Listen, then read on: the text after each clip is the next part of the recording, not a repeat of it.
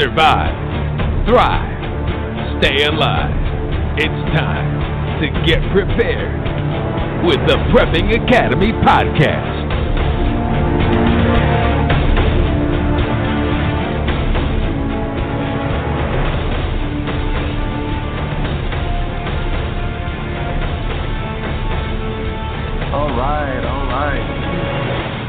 Here. Welcome to the Prepping Academy. I am Forrest.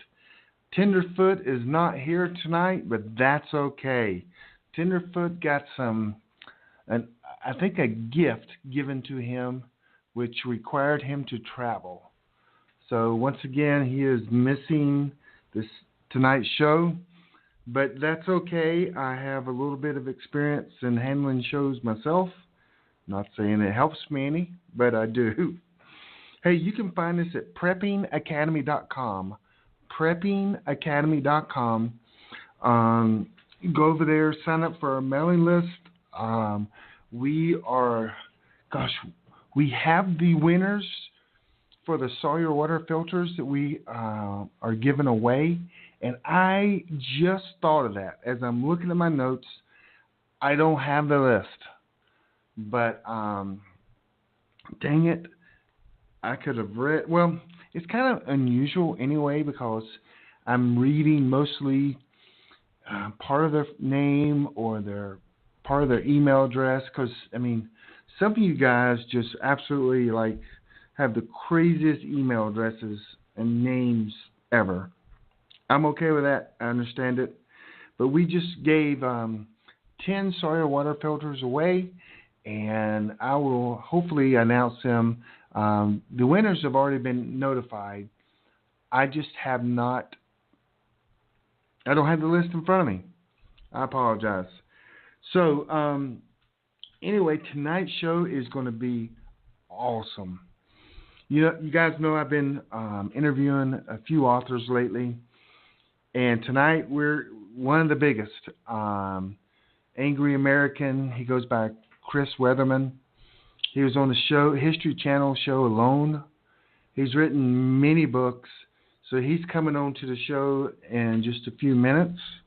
But some announcements before we get there. One is we're getting ready to give a new giveaway.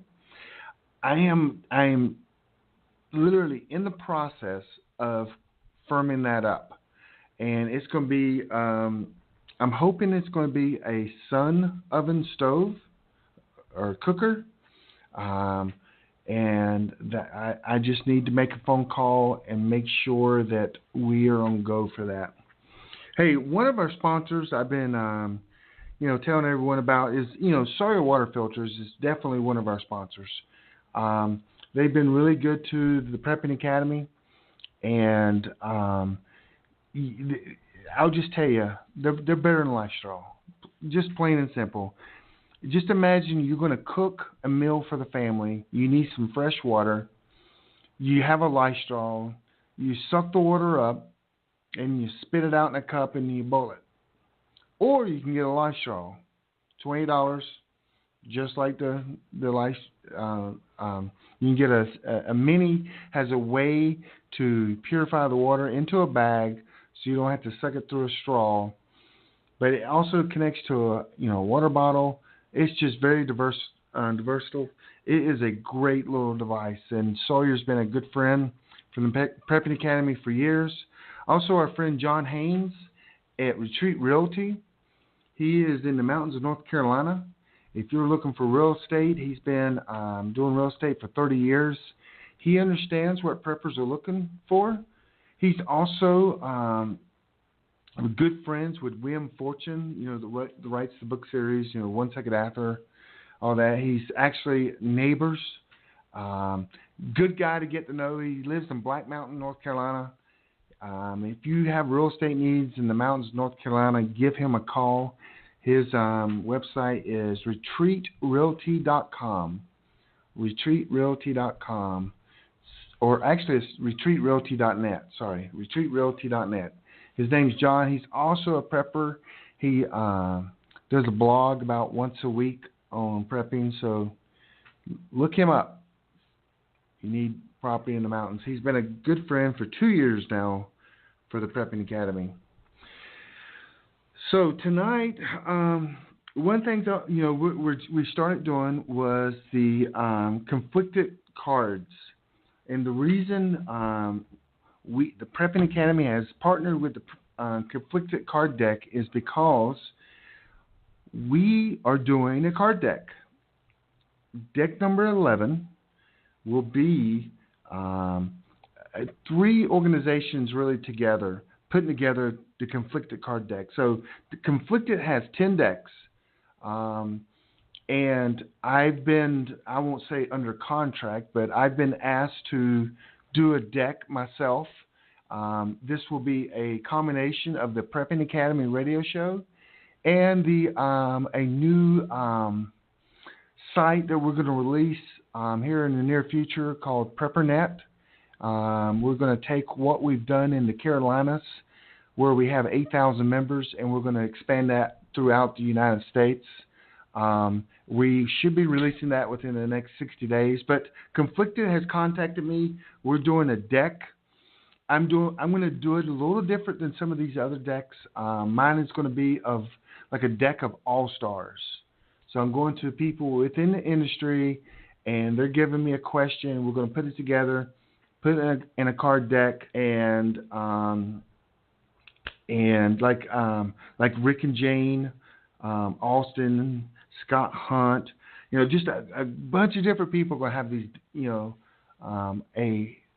a card in the deck. It will represent, have their name that they provided the question, and that they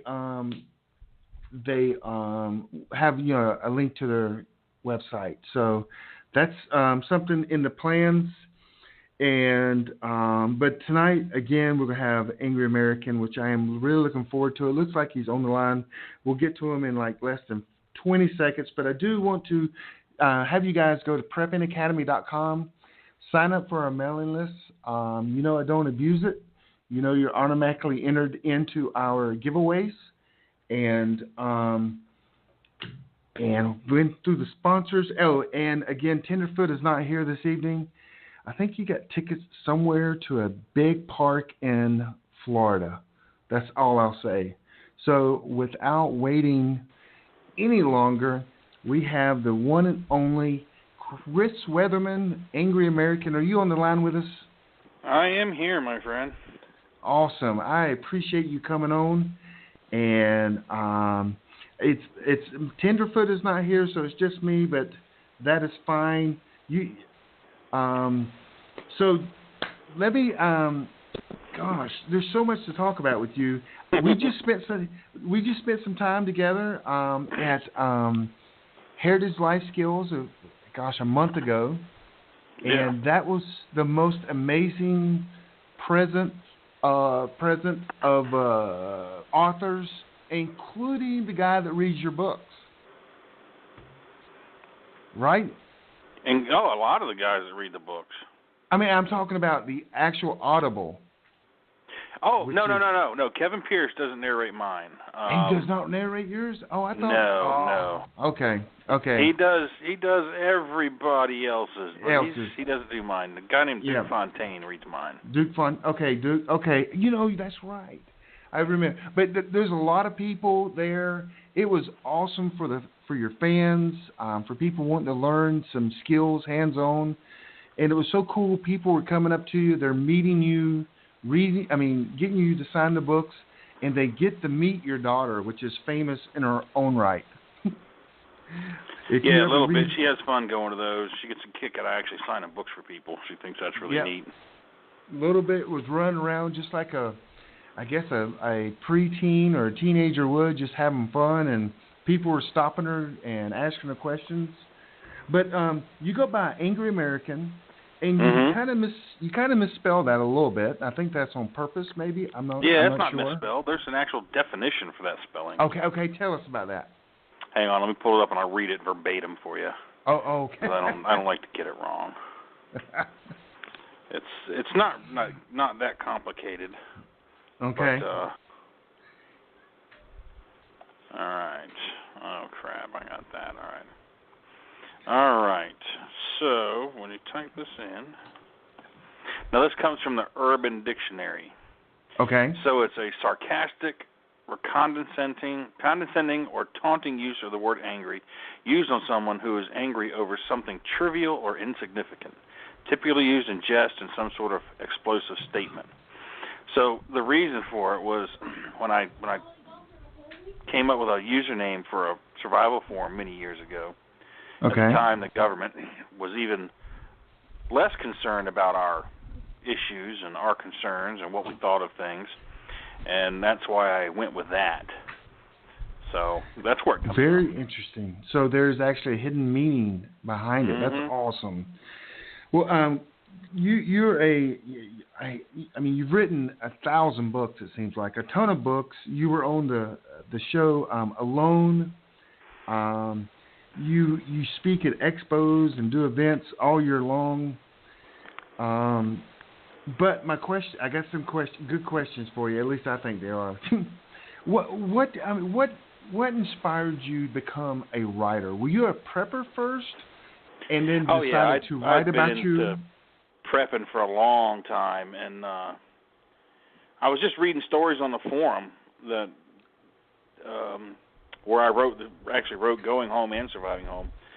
But I was just reading stories on there. They had a fiction section, and anybody could write in it. And I was reading stories one night, and I was like, these are all kind of cool, but they're like missing something for me personally. So I'm sitting there, and I'm like, what the hell, I'll write one. I literally gave it that much thought. And figured I'd do it on EMP because it'd be as bad as it could possibly get. You know, about the only thing that was out at that time that was like popular was 1 Second After and Patriots. Oh yes, great book. There were a couple other books out there, but I mean those were like the big ones. And so when I started writing Going Home online, I mean it took off. It just developed a life of its own. If I didn't post every day, I would get a zillion messages from people just browbeating me for not putting anything up. And that's how it got started. I mean, just on a forum. So you wrote this book online, in a forum? Totally online, yeah. When it was done, it had about 2 million views over the course of me writing it. Yeah. And that was the first book, the Going Home series? Mm-hmm. And so, you have a fetish with home. I've noticed that in all your books. Well, it's the thing. I mean, think about it. What are we all looking to protect? What's home. The biggest investment anybody makes generally? Yeah. And for all the talk of bugging out and heading for the hills and all that stuff, home is what everybody wants to preserve. Right. That's where your family comes around at. It's everything. I can survive much better at home than I can in the damn woods. Right. Even without power and running water, I can still. No primitive shelter that I'm going to construct out in the woods can compare to my house. Right. So, it's all about home. That's the reason that's in every title, because it's just too many people get caught up in their bug out bag, and I'm just going to head for the hills. Well, yeah, you and everybody else. The woods are going to look like an REI yard sale. Like the Oregon Trail, all the stuff being cast off. You're much better off to try to defend home, unless you're in just a horrible tactical situation as far as defensibility, like an apartment building or a high rise or something like that. Then you're going to have to get the hell out. But if you've got a conventional home, stick to it. I live in Charlotte, North Carolina, so I have within 1 mile radius of my house 1,400 homes.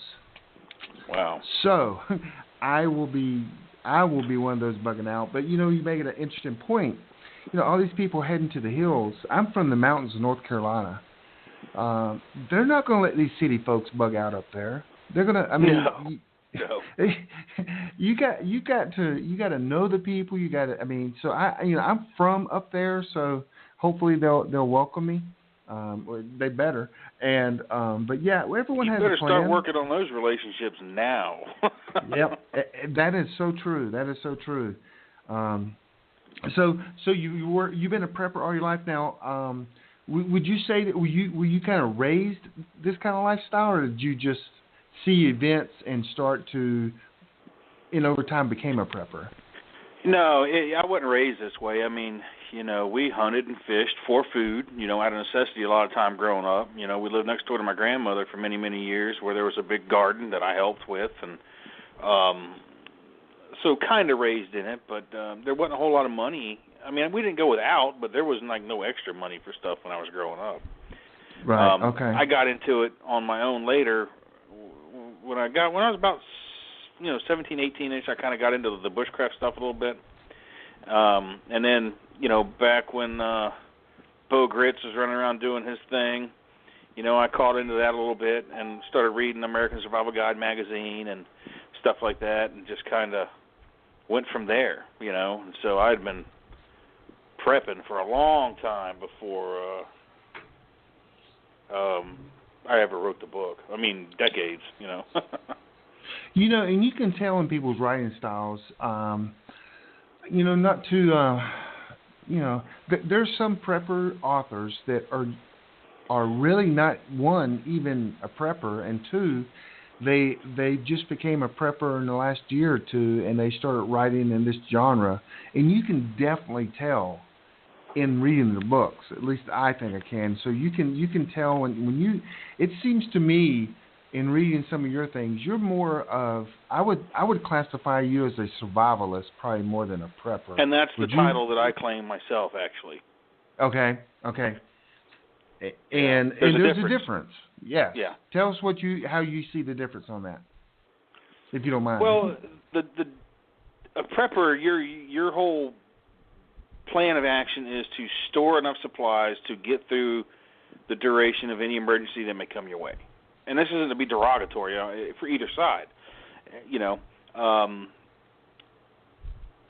that, because just think of the root of the word prepping. You're preparing. It means you're acquiring. You're in some cases, acquiring knowledge, and in most cases, you're acquiring a lot of material items, food, medicines, water storage systems, firearms, ammunition, and all this stuff. To me, the survivalist,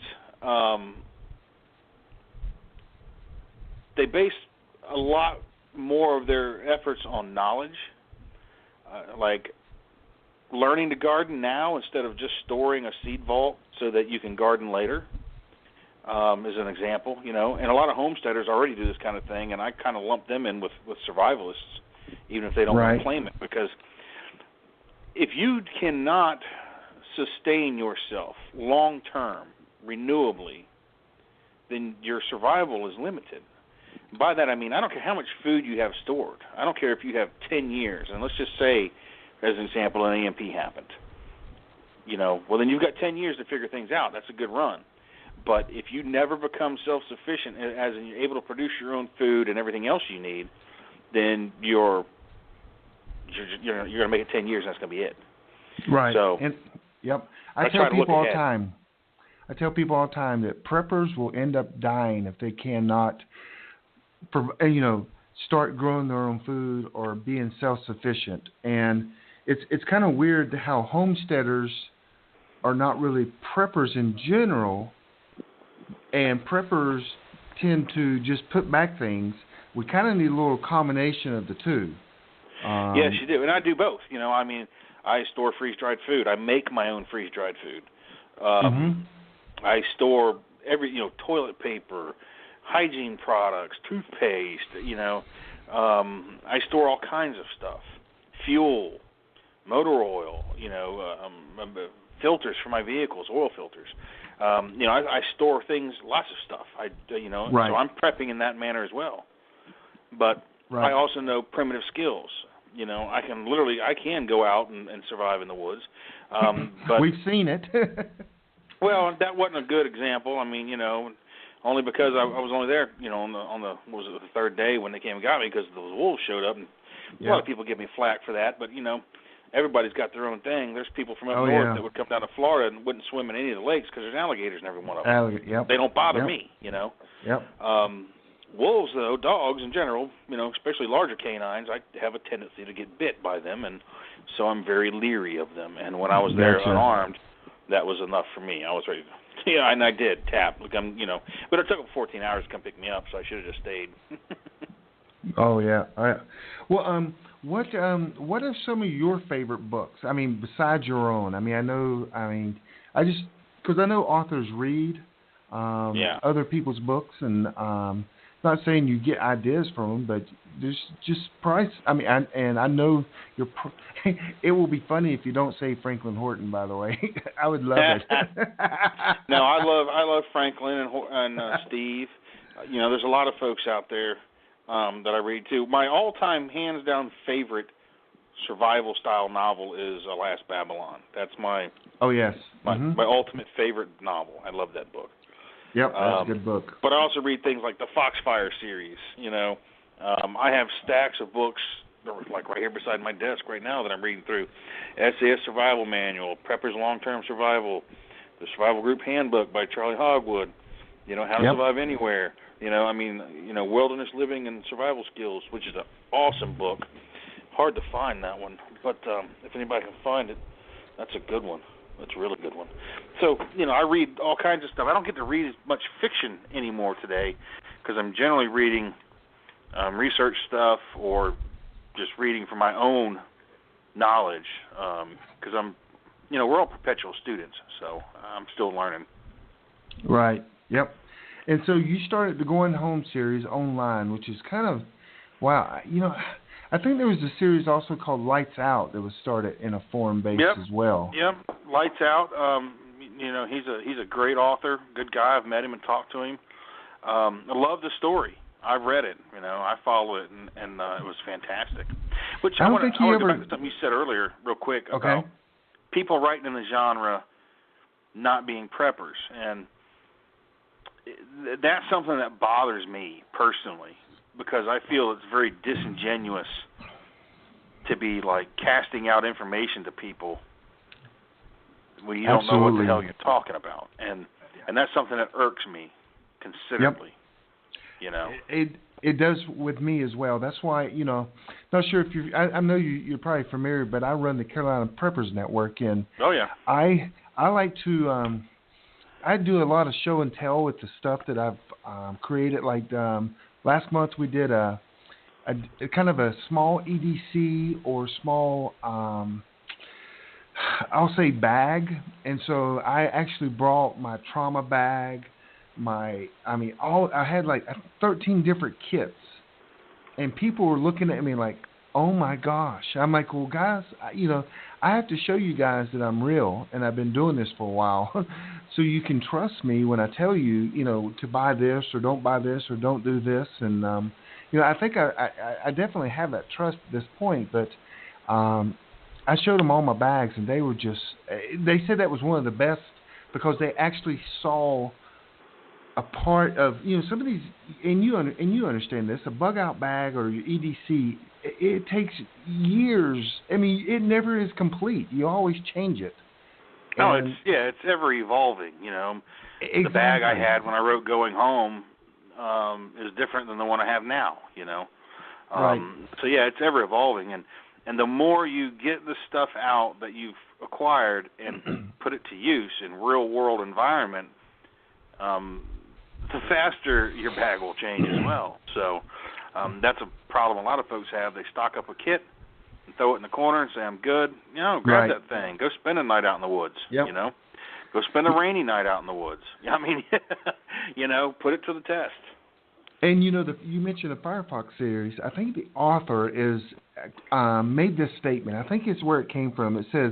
He said that the more the less you have, it's proportionate to what you carry on the back to what you have in your head. Meaning, the more you have in your brains, the more skills you have, the actual less you have to carry in your backpack. I disagree with that wholeheartedly. Oh, do you? Okay. Absolutely. Tell me why. I would rephrase that like this. Okay. What you carry on your back, equipment-wise, is directly proportionate to the knowledge in your head. It will change what you have to carry. And you may not have to carry, let's just find an example. Let's just say you don't carry a water filter because you know how to build one, okay? Right, right. So you don't carry a water filter, but now you can add a different piece of kit. Right. So it will change what you carry. You're probably going to carry the same amount. Hell, you might even carry more because, again, we held a class down here in Florida, and we brought some folks in, and we put them through a friction fire course. And the only thing we did was bow drill. We demonstrated some other stuff, but we had them do bow drill. Okay. We had one guy get fire. Okay. Others got smoke and stuff, but one guy actually got fire. He did a great job. Mike, he was awesome. But at the end of it, Alan Kay was there instructing, and he asked them, he's like, so, does friction fire suck? And they're all like, yes. Yeah. And he's like, you passed. He's like, he goes, I like to call friction fire classes Bic Lighter Appreciation Day. Right. Because, again, once you know what it takes to do some of these things, it's going to change what you carry. Like, I can do friction fire, but I carry about 8 ways in my bag to make fire. Yep. Where I ain't got to rub sticks together. Yep. I consider the primitive skills like lifeboat skills. If I'm using those skills, then everything else has gone wrong. But if you start at friction fire, you have nowhere to go but failure or success. Right. You got a 50-50 chance, you know. I like to up the odds. I agree. And, you know, also I guess with knowledge, you change the things in your backpack as well, because I remember when I first became a prepper in like 2000, I bought this Catadine water filter that cost me, I think it was like $340. And now I've since gotten rid of that, and I carry one that costs $20, Sawyer water filter. I mean, it's just because I didn't have the knowledge back then, so now it's getting lighter in my backpack and better tools for sure. But nothing. Well, I carry a Sawyer in my bag too, but that's my backup filter to my Catadine that I carry. Oh, you carry a Catadine? Okay. Absolutely. I'm not a fan of relying solely on the Sawyers. I have a Sawyer Mini in my PSK, and it fits in my 10, but I want the ability. I also have the Platypus gravity filter as well. Yeah, I got one of them. That thing's awesome, but I like to have a filter that I can pull from dirty water and put into clean containers, because if you use the Sawyer, you're either sucking it directly from the water, which then you can't carry water, or you're trying to fill one of those little small neck bottles that thing will screw onto, and that limits how much you can carry. So I have the Sawyer, but I also carry a pump because I carry bladders in my pack as well, so I can quickly filter up to like 6 liters of water, throw it in my ruck, and take off if I need to. If I need to get away from the water source, or if the next water source is so far away that I may need that much water. Well, that comes up to one of the questions I've been asking people is, what's the most important thing in your bug-out bag, you think? If you had to grab one thing and you're walking and you knew you were going in a survival mode, what would it be? Well, the 2 hardest things to replicate in nature are, a knife, and yes, you can nip or flint nap and do all that stuff, but like where I live, you cannot because that material doesn't exist here. So that would probably be first, but I would have to really consider where I was and what was going on, because the absolute hardest thing to replicate in nature is a metal container. So my titanium cup would be neck and neck with my knife, and having to pick which one of those I would take if I can only take one thing. Well, you know, on the Alone show that you were on, that was on the History Channel for everybody, but you got to pick 10 items. Do you think you made a mistake in the 10 items you picked? Well, yeah. Looking back now, I would have done 2 things differently. I wouldn't have taken the bow because there was no game there to shoot at. Although I didn't take game arrows, I took fishing arrows. My intent was to try to shoot ducks on the water because there was a lot of those. Okay. And that may have worked out for me because all the other people there, they always had seabirds around them just out of reach where they couldn't get to them. But with that bow and the fishing arrows I had, I very easily could have taken them. The other thing was I took a work sharp knife sharpener, and a lot of people laughed at me for that. Well, I come from Florida. You can't pick a rock up on the ground in Florida to sharpen a knife. We don't have rocks. And not knowing the environment exactly where I was going to, I took that because a sharp blade to me is extremely important. So down here I carry one, so it only made sense to me to take one up there.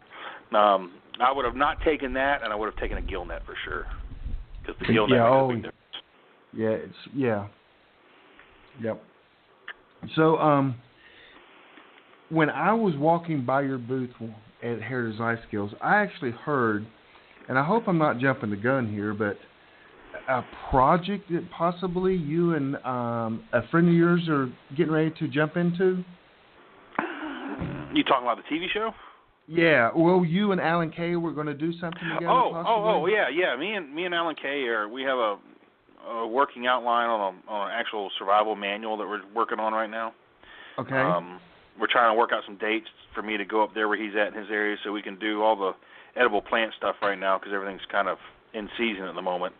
Go up there and take all the photos and work on that part of the book, and as well as some other parts too. But yeah, we're trying to get a survival manual put together that would a little different than your typical bushcraft manual. This is going to include a lot of stuff. I mean, like one of the chapters is going to be better survival through chemistry. So it's going to take into account that you can't go many places on this planet without coming across something man has left behind, and so we're going to include all of that to a degree. Oh yeah. Mhm.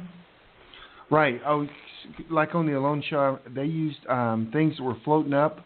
And they utilized it. I get this little, and it's a gimmick, I guess, but you can take a bottle and you can cut it for cordage real easy. I learned how to do that with a knife, and and I've done it with like made my own, but then I found one I could actually buy. And so but it's using a plastic bottle for cordage, which is amazing. I mean, 'cause they're everywhere. I don't care where you go.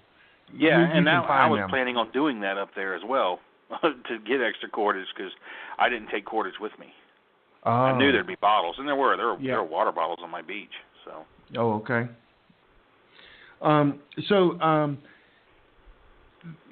This project with Alan, you mentioned a TV show. What? I mean, is that something you want to talk about, or? Yeah, well, it's something I'm okay. working on. It's a very slow-moving process, as these kind of things are, but it's definitely something that it's going to happen. There's no doubt in my mind about it. It's just getting all the right people lined up and money and all the other things it takes to make it happen, which I'm thinking I may have the money now secured, so that's not an issue, but got to get the script done right, which I'm still working on that, because I paid somebody to write a script for me, and he didn't do what I wanted, so I'm having to go through and rewrite it. What kind of show is it going to be? Is it?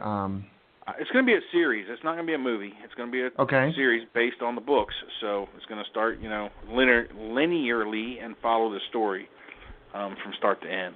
So with having 9 books out now, and number 10 sitting on my screen right here in front of me at the moment, I've got plenty of material to work with.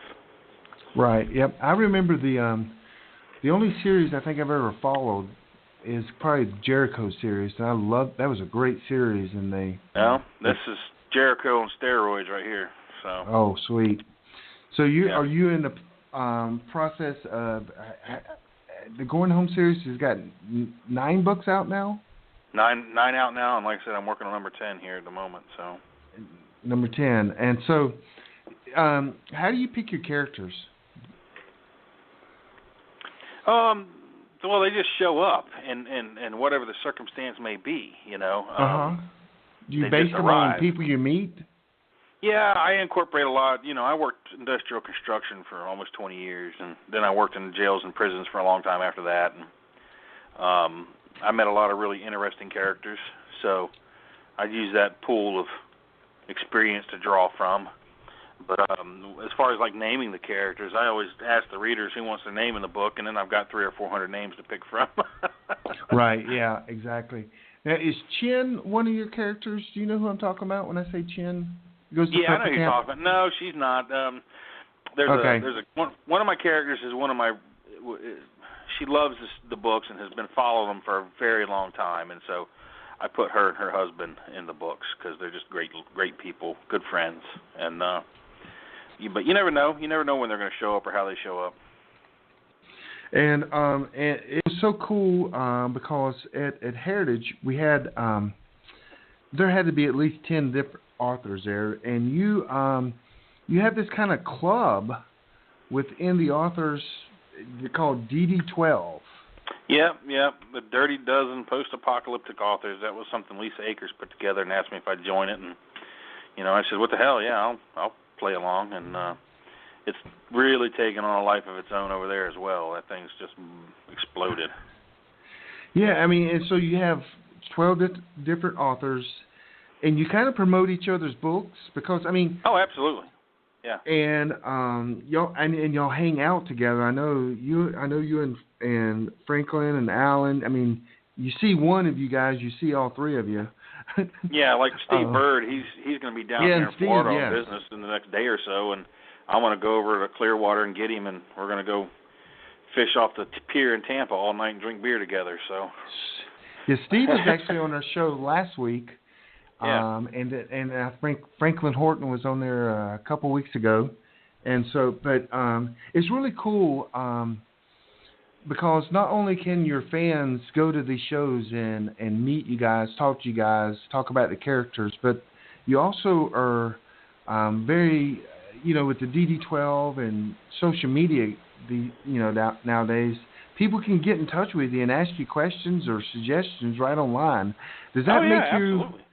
Does that help you or just bother you when people are like, hey, put me in the book or you should do this or how do you take I don't mind it at all. I mean, every message that I receive, I reply to.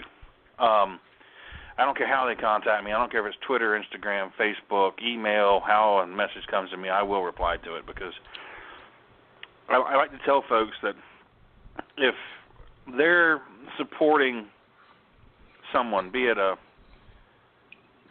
author, an artist, some kind of singer, actor, anything like that, and that individual can't take a couple minutes of their time to interact with you, they don't deserve your support. Now, I get it if you're Stephen King and you've got 10 million people want to talk to you. I understand that can be difficult. But you can still make an effort, and get out there and connect. That's why I travel and go places, and whenever I travel, I tell people where I'm going to be. I mean, I'll go out of my way to meet somebody. If I'm, like I was in Oklahoma, and there was a law enforcement officer there that he's like, man, the only time I have free is lunch. I'm like, where do you want to meet? And I drove an hour and a half to go meet this guy to have lunch. Wow, that's awesome. So it's just, if it's not for the people that are buying the books and reading them, I'm not getting to write them, right. Other than for my own enjoyment, which I have a lot of fun doing it. But it's the readers that make it possible. So I'm making myself as available as I possibly can. So you were on season 2 of Alone, is that correct? No, season 1. I was on the first. Season 1. Okay, season 1. So did that help you with your book sales and? No. No. Oh, it not did at all. not. That's too bad. Okay. No, because they wouldn't use my real. They wouldn't. They used my real name, and not a lot of people at that time knew my real name. Right. And they only referred to me as an author and never made any mention of anything that I did. They did it on purpose not to help me in that manner. We had some disagreements when it came to contracts for me to be on the show, and they got a little heated, and that was their way of getting even with me. Would you do the show again? Oh, absolutely, yeah. Yeah, they're not going to ask me to, but I would. I'd do it again. They're not going to ask me. No, they're not going to. Well, I shouldn't say that. They actually asked me for season 5, the one that's fixing to start here in the next day or two. Right. And, and I said, yeah, put me on the list, but they didn't call me back. So, but yeah, I'd love to go do it again, actually. So I'm taking it Alan and no one we know is going to be on the show. I think that I saw a commercial. And that one lady that I really liked. Everybody in season 5 is from previous seasons. So. Oh, really? You'll be seeing familiar faces, yeah. Yep, because that one lady kept calling the Bears. I loved her. She was awesome. Nicole Pellion, yeah, Nicole's awesome. Yeah. Yep. So that starts in like 2 weeks. So, okay, sweet. So what plans do you have in the future? I mean, I know you're working on TV. You and Alan are doing... working on a TV show, working on a book with Alan. I'm writing number 10. I'm writing a spinoff that's set in Wyoming as well. For readers that remember, Morgan talks to a rancher in Wyoming via ham radio one night. and I'm going to tell that guy's story. Just a different part of the country, different characters, and the people out there, none of them are preppers. They're ranchers. They're just ranchers, and it's how they deal with things. So it's going to be pretty interesting. So okay. And I know you go around to different shows and events throughout the year. What do you have coming up soon? Nothing at the moment, actually. I don't have anything scheduled right now. I'm You're trying to be at Prepper Camp, aren't you? No. You're not going to be Prepper Camp? No. Nope. Okay. Will not make it this year. Okay. Good. Well, we always liked it when you showed up there. Stephen Horton is not. I mean, Franklin Horton's not going to be there, but I think Stephen Bird's going to make it. He said. So that's a big one for the Carolinas here. So. Oh, it is. It is. There's no doubt about that. But I'm not going to be able to make it up there. Okay. Well, so your writing style, did it evolve, or did it just flowed naturally from you? I mean, because Heritage Life Skills, all the authors talked about how they wrote books, and if you're telling me you wrote yours on a form and it just kind of came out, that's totally different than some of the other that would plan it out, do an outline, then build it. You follow what I'm saying? Yeah, I don't write in that manner. I don't consider myself a writer, actually. I consider myself a storyteller, and I just write the story down. So, I don't outline nothing. I don't do anything like that. I just follow the characters around in my head and write down what they're doing. I mean, literally, that's what I do. And I have, every now and then I'll have some major plot point that I want to get to, and I never know how I'm going to get there or when it's going to get there or anything like that. And then I just kind of wait and follow them along with what they're doing in their daily ordeal there until we arrive at that point. So there's been mention by previously stated authors about you guys coming together and doing some kind of series or book together. Is that ever going to happen? I couldn't tell you. I'm a member of the DD12, but I'm fairly busy, so I don't get over there very often. Right. I try to pop into it once a day and at least look around and see what's going on. But I've got my social media stuff. I'm building a new website at the moment. I also work for another website called Survival Dispatch, which is a fantastic resource for people in prepping, and I write for them as well. I'm busy, very busy. So is this your full-time gig? Oh yeah. I quit my. Oh, it is. My day job like 4 years ago. Wow, that's impressive right there. Yeah. You might be the only person I've talked to that this is a full-time gig in writing so far. Well, the fact that Penguin Books picked up the first two. Well, initially we did a 4-book contract, I think it was. So Penguin Books called up and made me an offer, and I turned them down actually, which just boggled their mind. And they called back 2 weeks later with a different offer, and I said yes to that one. And I did 4 books with them, and then I did a separate contract for a 5th book, and we were negotiating another contract for 3 more books when negotiations deteriorated, as they say, and I left them and just went to self-publishing.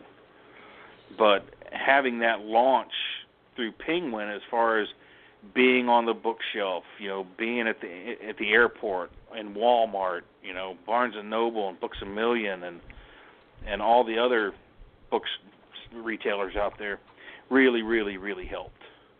So, and plus, I had a pretty substantial following when I published initially as well. Writing on a forum, like I said, it had 2 million views. So there was a lot of people that knew about that story. Right. So as soon as I published it, it took off. It really took off. And that's why Penguin noticed it. I qualified for the New York Times. Wow. New York Times would not list me, but USA Today did twice. So they were really moving. The books were, so it was a blessing. I mean, it was something I did on accident. And the funny thing is too is I wrote it online, and when I finished it, everybody was like, "You need to publish this." I'm like, "I'm not going to publish this. I'm a writer. Nobody's going to pay money for this garbage." But they were very, very, very persistent. So persistent, in fact, that one of my friends posted my PayPal account, and people started sending money to me, and then I felt obligated to do it. Ah. And that's the only reason it got published, because I didn't take it serious. I didn't think anything was going to happen with it. And boy, was I wrong. So you've been writing for years, several years. Like 6 years, yeah. Yeah. So have you noticed when a event happens in America or something happens that your sales go up? Does it work? Does it correlate like that? No, I don't see that. Now that I don't have a traditional publisher, the sales aren't as strong as they used to be, because you can't just walk into Barnes & Noble and buy it, or pick it up if you're, at the airport. So my sales, the bulk of them happen within like the first 90 days of a release. Right. There'll be 10 or 15,000 copies bought, and then it starts to taper down. But, it hangs in there. It's enough that, like I said, this is all I do. So the question: everyone seems to prepare for something as a prepper or survivalist. What do you have an event in mind that you're like, this is what I'm really worried about? Life. Right. But if I had to point, to me, my biggest concern, I'll give you the top three. The number one is financial collapse. There's a lot of things happening in the world. I've heard some things that I don't know if they're true, but if they come to fruition, then I'll be spot on the money, but I don't know yet. The second one is civil unrest. The nation is being divided and subdivided at every turn and every way it can be done, and we're no longer a united country, where everybody's at each other's throats. And then last on my scale of concern would be EMP. But that's the three things. And in the short-term issues, above all of those, for me personally, is hurricane season, because I live in Florida, and right. I know that's going to happen. That's going to happen. So I do a lot of preparation for that. So I would bet that there's a lot of Floridians that are preppers, and they don't even know that they're preppers, I would think. Well, there's a lot of them that are preppers from June to November. Right, then, exactly. And then they'll sell all that stuff. A lot of them won't even start prepping until there's a named storm with a potential track across Florida. Then they run to Home Depot and buy a generator, bring it home, and leave it in the box in the garage. And if the hurricane doesn't knock their power out, they're back at Home Depot the next day returning it. Oh, yeah. So that's not me. I've got 3 generators, and I own them. They are mine, and I use them. So yeah, I just bought one.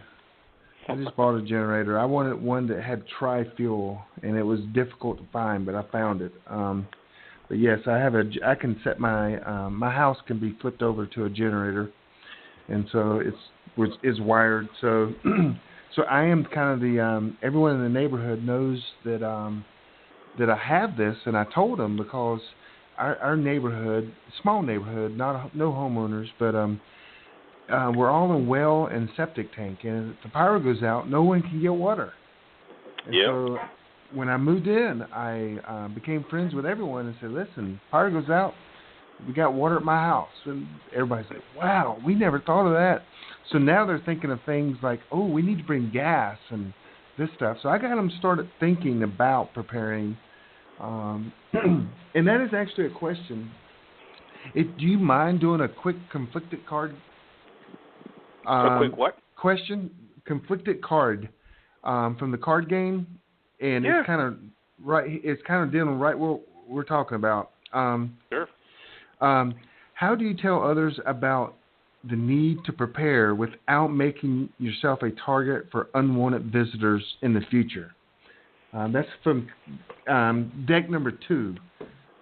I mean, how do you tell people about or convince them that they need to do that without them going, I'll be at your house? Yeah, you always hear that from people, but I don't. And people that don't know what I do and who I am, I don't let on what I do or who I am. Oh, you don't? Okay. I've got to get an idea of their moral bearing before I even think about talking to them about that kind of thing. So for me, it takes a long time to develop the trust before I would even bring that up to somebody. Close friends, family, things like that. I talk with them about it all the time. But I'm not one to rush into opening the gates of what I do, without a serious get to know you period. Let's put it that way. Right. So because you've got to do that before something happens. You can't do it after. And you've got to remember that anyone that you talk to about that, you're potentially trusting your life to them. So it's not something that I do lightly personally. It's right. Got to evolve. Yep. So you're not a per se a crusader for the prepping survival industry, except through your books. Yeah, I am. I'll go speak at events and stuff like that to people that already think in that direction. But okay. No, I'm not out walking around town, trying to convince people of the need to get ready. They live in Florida. If they haven't grasped that concept by now, there's no helping them, in my opinion. So. Well, people in Florida do have some issues when they don't prepare. It just drives me nuts when when they're not prepared and they know that it's going to happen. The odds are a storm's going to hit Florida. Well, it cracks me up when you'll get a named storm and a fairly solid track. You know it's coming, and everybody runs out and buys everything. Then the track changes. Well, then they start using the crap that they bought, like the gas that they bought. They'll just put it in their car and run it. Well, then a week later, the track changes, and now it's definitely coming. Well, the first rush on everything wiped all the stocks out. And then they burned all that gas in their car in the ensuing week, and now they don't have any, and there's nowhere to buy any. I don't understand the short-sightedness of a lot of folks. You'll see them on the news. It's mind-boggling. They're complaining there's no bottled water. You live in a house in the United States of America, which, despite all its shortcomings, we still have the best drinking water on the planet. Get buckets and fill up bottles. Why are you buying bottled water? Right. What do you really need water for after a hurricane? Well, you got to stay hydrated. Of course, it's very important. But the number one thing, especially if you're on a well, you want to be able to flush the toilet. Right. Yep. And you need volume to pull that off. Get a water bob. Fill your bathtub up. I don't understand people running out and buying bottled water. Like it's like bottled water, bread and milk, eggs. There you go. I can survive now. I got what I need. It just staggers the mind, in my opinion. I don't get it. Last hurricane, I didn't buy anything. We never even went to the store. I didn't go get nothing. I made one change after the hurricane. I had fuel in 55-gallon drums on hand, but I had since had large tanks put in and a fuel company that services them. And that was the only change I made. I actually ordered them before the hurricane, but didn't get them till after it. So. Well, just a few weeks ago, another message went out in the city about some kind of a civil emergency.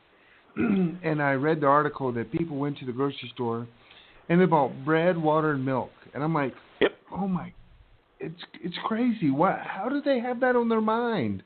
I don't understand it. Well, I think they get vapor locked at the thought of what they're facing. I don't know. There's a lot of sandwiches being eaten, or there's a lot of French toast, or I don't know what the hell people eat during disasters. But their priorities are in the wrong place, if you ask me personally. So. Right. Because you don't have any refrigeration, how are you going to keep that milk cold? You know what I mean? Right. Exactly. So Florida has its own issue of having the hurricane, but everyone has the opportunity to lose a job. I mean, absolutely. I tell people all the time, it's not necessarily the end of the world you're preparing for. You could very well be preparing for the end of your world. Right, exactly. If you've got enough food stored up for a year that you can live off of it, if you lose a job, that's one thing you don't have to spend money on. You can focus it to other things. Exactly. Which is another good reason of not going out and buying the 1 year supply of freeze-dried food on a pallet, because you'll figure out pretty damn quick how lousy that is. Eat what you store and store what you eat normally, day to day. Figure out ways to make it happen. That's the best way. That's why I make my own freeze-dried food, too. I mean, I have Mountain House, I have Thrive, but I make a lot of my own as well. So do you have one of them? Shrimp the other day. I'm eating shrimp cocktail coming into the world. Do you have one of them freeze harvest rights? Yes, I do. Is that how you do? Okay, yeah. Yep. I know my friend,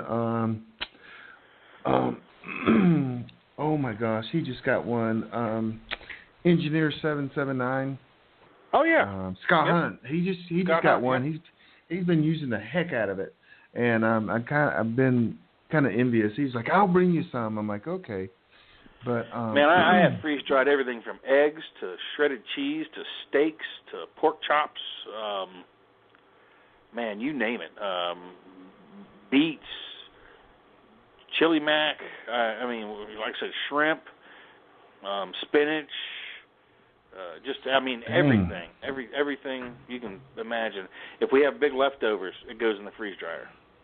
Sweet. I still have like 80 pounds of beef in my freezer that has to be cubed up and freeze dried. Because the meats are the most expensive thing to buy freeze dried. So I make my own chicken, my own beef, my own pork, and put it away. That is awesome. Hey, well, Chris, if you don't mind, tell our listeners how they can get in touch with you, how they can find your books and buy your books. Well, you can get me on Facebook or Instagram, Twitter, all the Angery American. There's a YouTube channel as well that we're doing some work on now, and that'll be kicking back off here pretty quick. There's also a website, which I have an existing one, but we're remodeling it at the moment, and that'll be coming back up live. And on there, you'll be able to order signed books, T-shirts, hats, morale patches, all that kind of good stuff, as well as the really nice True Spec shirts that I'm doing. Mm-hmm. The books, can be the first 5 can still be found in bookstores, Books A Million, Barnes & Noble, that kind of thing. Okay. But you can get all of them online at Amazon. Of course, everything's available on Amazon. That's one of the things that they focused on early on, because when Amazon first started, that's all it was an online book retailer. Right. Yep. And they really pushed that forward to now they're a publishing powerhouse. So that's the best way to get them. And if you get them, leave a review.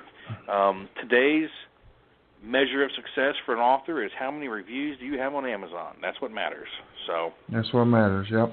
It is. It's the measure of success. Do you think you'll be blogging Alone this year? Will you be blogging or putting notes out there? No, I won't be involved on that one. No. You won't? Nope. Okay. I did voiceover stuff for one of the other seasons, but I won't be involved in this one. Okay. Well, actually, Chris, our time is up, man. I appreciate it. I appreciate what you do for our the preppers and survivalists in America, and you put your heart into it. You write some incredible books, and you're available for everyone to just come and speak to you at shows online, and that is awesome. And we really do appreciate it, and I'm hoping that people will run out and buy your books if they haven't, and start the series. And we look forward to book 10 being published. I'm on book 6, so I'm far behind, but I'll make it up within the next couple of weeks. So you're lucky. So you're not one of those waiting around for the next one to come out. So no, I know. I hate that. It drives me nuts. Someone just released one not too long ago, and I'm like, no, I read Franklin Horton's Random Acts. It was someone else, and I'm like, it was Mark Goodwin, book 1, and I'm like, crap. Now I got to wait for the next one. Drives me nuts. Yeah. But, yep. Well, Chris, thanks for coming on, and And we appreciate it, and you have a great day, okay? You too, brother. Thanks for having me. It was a good time. Nice talking to you as always, buddy. Thank you. Appreciate it. All right, bye. Bye. Hey, guys. That's Chris Weatherman, Angery American. Go get his books. His books are amazing. He's an unbelievable author. You learn so much by listening to these books. So check us out at preppingacademy.com, preppingacademy.com, and we'll see you guys next time. Thanks for listening to the Prepping Academy podcast. Preppers Unite at www.preppingacademy.com.